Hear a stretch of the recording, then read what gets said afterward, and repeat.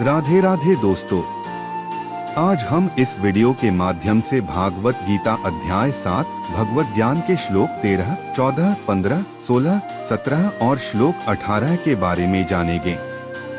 और आपसे निवेदन है कि अगर आपको वीडियो अच्छी लगे तो लाइक, सब्सक्राइब और कमेंट जरूर करें। श्लोक 13। आसुरी स्वभाव वालों की निंदा और भगवत भक्तों की प्रशंसा।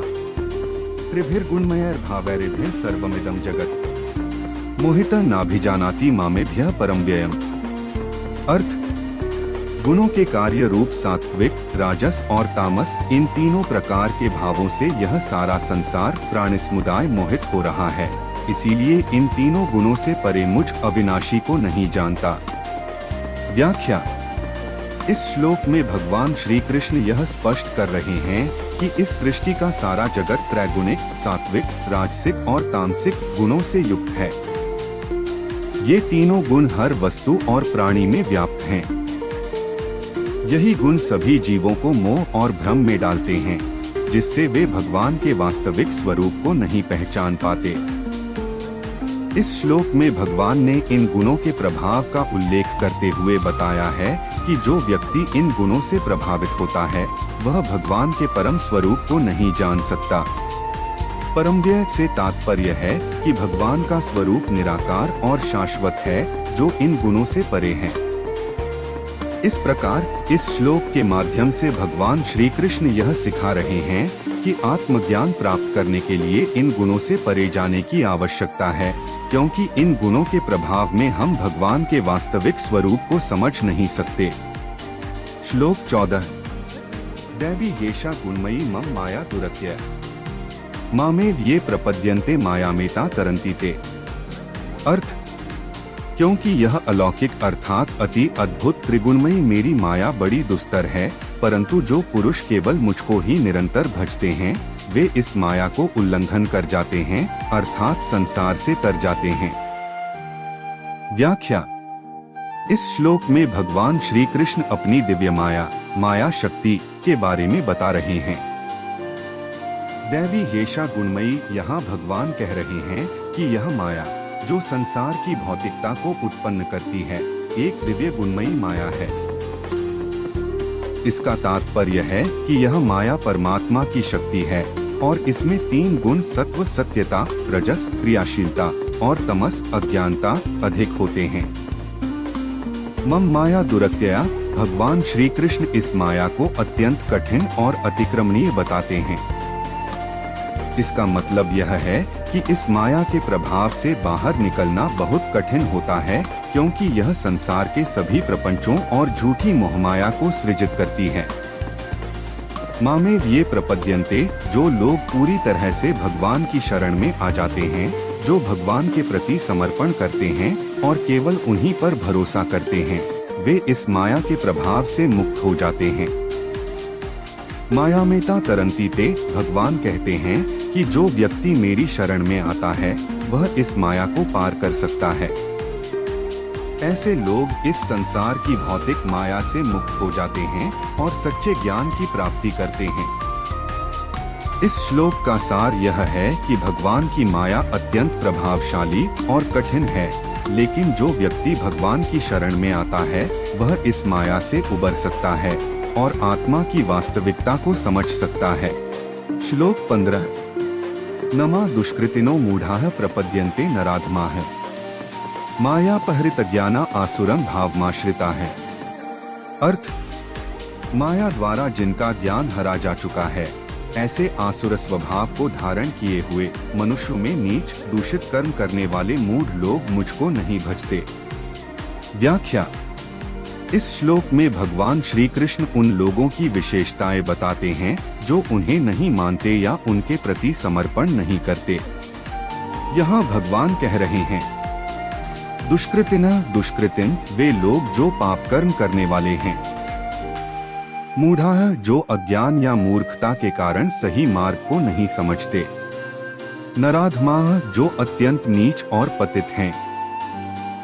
ये लोग जो पाप और अज्ञान के कारण सही मार्ग से भटक गए हैं, भगवान को नहीं मानते। वे माया अपहृत ज्ञाना, माया द्वारा ज्ञान खो चुके हैं और आसुरा भावमाश्रिता है, दैवीय गुणों से रहित और आसुरी स्वभाव को अपनाने वाले हैं। इस प्रकार ऐसे लोग जो अपने पाप कर्मों और अज्ञान के कारण भगवान की उपासना या भक्ति से दूर रहते हैं, उन्हें भगवान के सच्चे ज्ञान और समर्पण की प्राप्ति नहीं होती। यह श्लोक यह भी दर्शाता है कि जो लोग आसुरी स्वभाव में होते हैं और जिनके ऊपर माया का प्रभाव होता है, वे सच्चे ज्ञान से वंचित रह जाते हैं और भगवान के प्रति समर्पण नहीं कर पाते। श्लोक 16 चतुर्विधा भजन्ते मां जनाः सुकृतिनोर्जुन आर्तो जिज्ञासुरर्थार्थी ज्ञानी च भरतर्षभ। अर्थ, हे भरतवंशियों में श्रेष्ठ अर्जुन, उत्तम कर्म करने वाले अर्थार्थी, सांसारिक पदार्थों के लिए भजने वाला, आर्त संकट निवारण के लिए भजने वाला, जिज्ञासु मेरे को यथार्थ रूप से जानने की इच्छा से भजने वाला और ज्ञानी, ऐसे 4 प्रकार के भक्तजन मुझको भजते हैं। व्याख्या। इस श्लोक में भगवान श्री कृष्ण ने बताया है कि भक्तों के 4 प्रमुख प्रकार होते हैं और प्रत्येक प्रकार के भक्त की अपनी विशेषताएं होती हैं। आर्त भक्त ये लोग दुख और संकट से गुजर रहे होते हैं और भगवान से राहत और समर्थन की आशा करते हैं। उनका भक्ति भाव बहुत ही भावनात्मक और आवश्यक होता है। जिज्ञासु भक्त ये लोग ज्ञान की खोज में होते हैं और भगवान से जीवन और ब्रह्मा के बारे में गहराई से समझने की कोशिश करते हैं। उनके लिए भगवान एक शिक्षक की तरह होते हैं।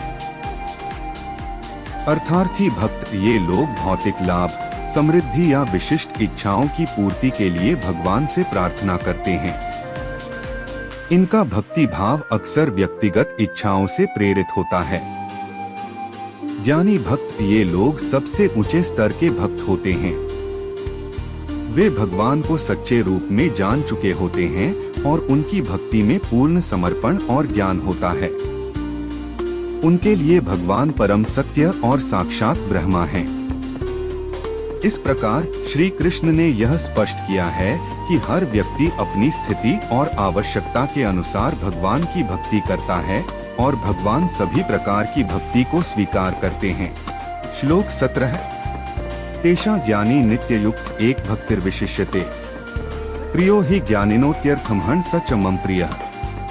अर्थ, उनमें नित्य मुझ में एक ही भाव से स्थित अनन्य प्रेम भक्ति वाला ज्ञानी भक्त अति उत्तम है, क्योंकि मुझको तत्व से जानने वाले ज्ञानी को मैं अत्यंत प्रिय हूँ और वह ज्ञानी मुझे अत्यंत प्रिय है।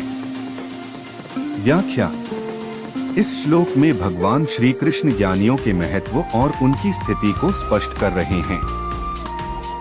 वे कहते हैं कि तेषा ज्ञानी नित्ययुक्त, यहाँ भगवान श्री कृष्ण उन भक्तों की बात कर रहे हैं जो ज्ञान के प्रति सच्चे और नित्य सदा समर्पित होते हैं।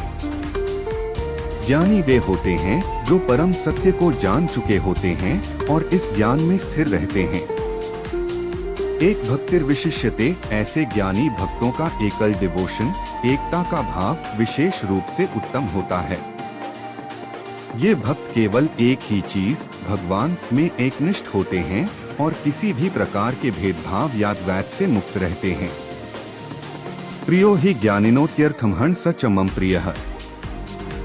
भगवान कहते हैं कि वे ज्ञानियों के प्रिय हैं क्योंकि ये ज्ञानी परम सत्य को जान चुके हैं और उनका प्रेम सच्चा और वास्तविक होता है।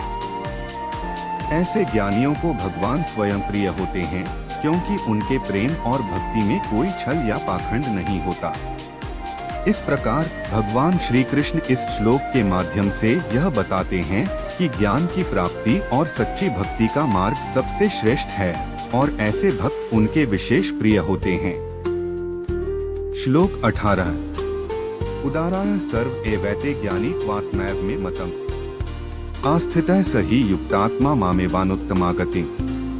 अर्थ, ये सभी उदार हैं परंतु ज्ञानी तो साक्षात मेरा स्वरूप ही है, ऐसा मेरा मत है, क्योंकि वह मतगत मन बुद्धि वाला ज्ञानी भक्त अति उत्तम गति स्वरूप मुझ में ही अच्छी प्रकार स्थित है।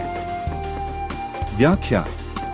इस श्लोक का अर्थ है कि जो लोग सच्चे ज्ञान से परिपूर्ण होते हैं और जिनका आत्मा को जानने और समझने में समर्पण होता है, वे ही वास्तविक रूप से महान और उदार होते हैं। इन लोगों की आत्मा सच्चाई के प्रति पूरी तरह से समर्पित और एकाग्र होती है। ऐसे व्यक्ति भगवान की सर्वोच्च स्थिति या मोक्ष की प्राप्ति कर लेते हैं, जो कि जीवन का सबसे उत्तम लक्ष्य है। यह श्लोक हमें यह सिखाता है कि वास्तविक महानता और उदारता सच्चे ज्ञान और आत्म साक्षात्कार के माध्यम से प्राप्त की जाती है।